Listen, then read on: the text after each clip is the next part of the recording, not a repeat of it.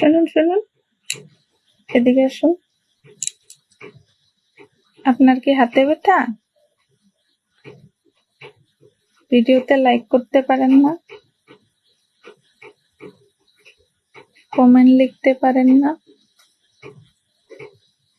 তাহলে কংগ্রাচুলেশন, আপনি মারাত্মক হিংসা রোগে আক্রান্ত।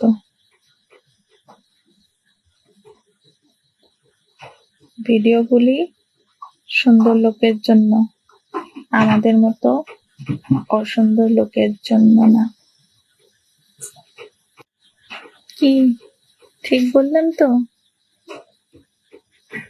এটাই তো সত্যি? আপনার রোগ এটাই হয়েছে তো? হিংসা রোগ, হিংসা রোগ।